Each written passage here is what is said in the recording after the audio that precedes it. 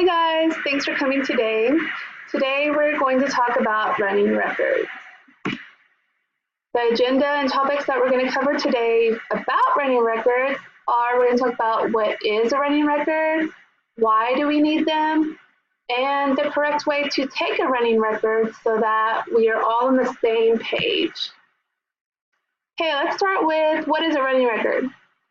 Well, Marie Clay tells us that running records reveal what the reader already knows, what they've attended to, and what they've overlooked. Okay, and a running record is a method of assessing reading that can be done quickly and frequently. It's individually conducted formative assessment, which is ongoing and curriculum-based, and it provides a graphic representation of a student's oral reading, identifying patterns of effective and ineffective strategy use. And this is very important when we're grouping the kids so we know which groups to put them in, and that helps us. So why do we need them?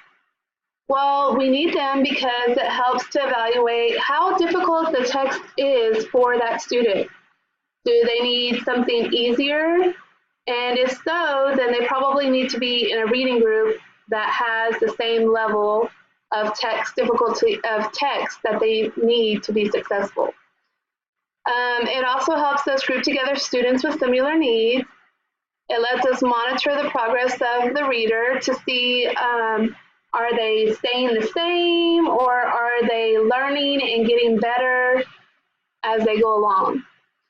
It also allows for different children to move through different books at different speeds while keeping the records of their individual progress. So not every student in your class is going to be on the same reading level. You're going to have varied levels throughout the classroom, and we all know that, sometimes that makes it difficult when you have so many children at different levels throughout your classroom. But the good news is you can group them together according to their needs after using a running record assessment. It also helps us observe the difficulties that children may have. Well, maybe when you're giving little Susie over here a running record, maybe she will have trouble with endings like ed endings or ing endings, and you can just jot a little note down and work on that with her to help her be more successful and reading more fluently through the text. And it also is used to guide our classroom instruction. Group assessment is what we're going to work on right now. So I just want to get a look at how are we each doing our running records. Are we unified in the way that we take our running records? Because I've noticed that in kindergarten, our running records look differently than the running records of a teacher that takes it in second grade. And that could cause a problem for us because I could have this student at a level 4, and when they go on to first grade and she sees that the last level that they were successful on was a level 4, so she starts them on the level 4 or on the level 5, and because of the way I did my running record, that student may not actually be on that level because she does her running record differently than me.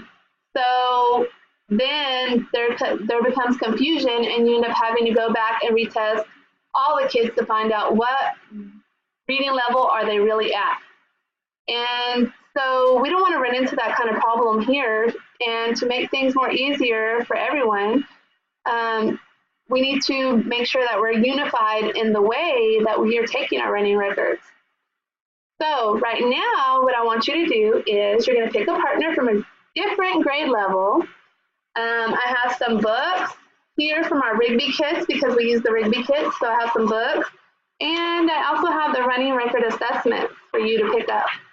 Okay, so what you're going to do is you're going to take turns pretending to be a student, and you're going to make some mistakes while you read, and you're going to let the teacher that is taking your assessment, I want to see how is she marking how well you're doing. Is she timing you? What is she using as a timer? And the purpose is to see how we are currently taking running records and to see, are they done the same way, or do we need to unify the way we do them so that way our students do not have a big gap between grade levels? Okay, so I'm going to pause it for a second so that way we can have time to pick our partners and get our books and our running record sheets and see how are we all doing it. Okay, so that was a very good activity because it showed us that some of us are doing it in the same way and some others of us are just doing it a simpler way. Like I noticed some are just circling the errors, but do you really know if it was like a self-correct or an error if all you're doing is circling it and you're not marking what it was? So that is something that we come into where that's difficult to see where is that kid and where do we need to put them in groups. Okay, so the right way to take a running record is you need to create a comfortable environment for you and the child. I know many of us have to do our running records while all the other kids are in our classroom, hopefully at a quiet station or reading or doing some sort of quiet work at their desk, so that way the student that's testing is not easily distracted and you can get a more accurate assessment.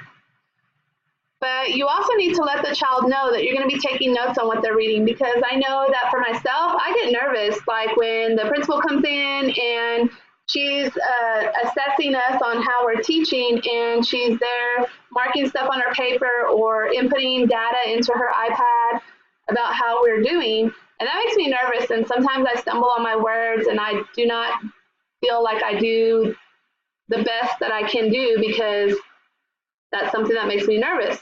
So we want to let the child know what we're doing and make sure that they're reassured that this is not something like to grade them on where they're going to fail it. This is just something that we just need to see what reading level they're at, so that way we can give them the right books to read at their reading level so they can be successful. I noticed that sometimes with some of my students, I have to like sit them right beside me, but I have to have their backs turned so that way I can still visually see where they're at and what they're doing with them right beside me with their backs turned. But that puts them more at ease because they can't see me marking on my little board or marking on my paper the notes that I need to take about how they are doing. And but you know, we have to try what works for the child and makes them more successful. Here at the school, we use the Rigby Reading Assessment, so everyone has a kit in their room. You need to record everything that the child does and says by marking it when they repeat, delete, or say the wrong word. So we need to make sure that you're making a note on your running record on on what exactly they are doing wrong, like if they miss a word or if they skip a word or if they repeat, they go back and repeat the whole sentence a second time. That is something that, you know, needs to be marked on the running record assessment. And also, as soon as you're done, you know, with that child and marking their assessment, you need to make sure that you have like a little sticky note there so that way you can mark how is their behavior. How is their behavior? Were they like squinting? Do they maybe need to go see the nurse? Maybe they're having like eye issues. You know, were they like kicking their feet the whole time they were reading? Were they like stumbling on their words? Just jot down a little note about how they did during the reading assessment. And if you write down as much information as you can right after, that is more effective because you're going to remember exactly. Because I mean, like we all know we have a million kids, so are we going to really remember all that stuff later on? I don't think so. Okay. So in order to make things easier for you and easier for me and easier for everyone, there is a running record app that we can put on our iPads. It is amazing. So we're going to take a little short pause here so that way everyone can get out their iPads and you can download this app really quickly because it is amazing. Okay, so I don't know if you guys noticed, but now that we have the app open, you can see that the app already has a timer on it. So we know that it'll be easy just to push the start and it's going to start recording and the student, but you don't push start until the student's ready to start reading. And you can see that it has a number of words. So before the student even starts reading, I mean, you can look at your Rigby assessment and you can see the number of words right there. You can go ahead and put number of words and type in the number of words. It also has where you can put in the errors and the self-corrects. Cool, huh? Okay.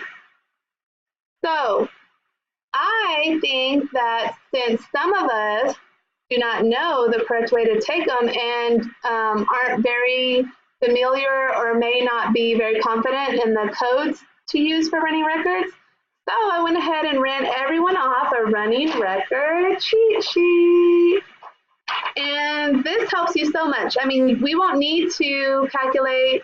It shows you how to calculate by hand the self-correction rate and the percent of accuracy, but our nifty little app will do all of that for you. Okay, so the only thing it won't do is put the codes on your paper while you're assessing the student while they're reading. Okay, so it tells you also on there what is considered self-correction and what is an error, because you're not going to count every mistake that they get as an error. And that may be what sometimes we do, which that will put a student on a lower, reading level than what they are, or it could put them at a higher one because we're not counting the self-corrects, we're counting everything as an error. Okay, so like when they're reading the right way as you're going along, you're going to be check marking, putting checks of each word as they read. But let's say that they come to the word and the word is for, and they say or. Okay, well, that wasn't right, so you're going to put a little line above it and write the word that they said, and that is an error. Okay, there's also sometimes that there's not even a word there, and the kids will just assume that that word is supposed to be there, and they'll just read it because they'll look at the picture and they'll just start reading, and they'll like insert a word, like you're going, Sophie felt for the handrail and then made her way to, and they'll insert the word to, but the word to wasn't even there. So that's counted as an error because that's inserting a word. So you're just going to put a little line where they inserted the word and put write the word above it that they said. Okay, and there is also sometimes that they leave out a word, and that's an omission, and that's also counted as an error. So you just mark out the word that they did not put in, and that is counted as an error. When the child goes back to repeat something, repetitions, those are not counted as errors. Okay, what you do when they repeat, like if they repeat only one word, you can write the R right beside that word. Okay, but if they repeat the whole sentence, then you have the R and you draw a line all the way back to where they started repeating that phrase or that line or that sentence. Okay, and then of course you have self-corrections, because sometimes they'll say the wrong word, but then they'll go self-correct and be like, oh, that doesn't make sense. And they'll say a word and then they'll look at it, they'll be like, oh no, it's this word. So then you put a line with a slash, you write self-correct, and you write the word they said wrong above it before they self-corrected it. Okay, and here's an example of what that might look like on your paper when you're finished with your running record. And keep in mind that we're all using the same running record kit. We're using the Rigby kit. So that way we are all unified in things that we do. Okay, so now I'm going to ask you if you have any questions and questions. It's question and answer time. And we're going to wrap things up. But I think that us practicing on the kids and having our little running record cheat sheet is going to help us all to get more accurate reading level assessments and be more unified throughout our school, because we've never, had a running record training. So some of us learned from going to school how we did it 10 years ago. Some of us learned within the past year or two how to do one. And then some of us were never really taught how to do one. So we just go around circling every word that they miss and we don't write if it's self-correct or error. Okay, and that can really like hurt how the student scores on the assessment.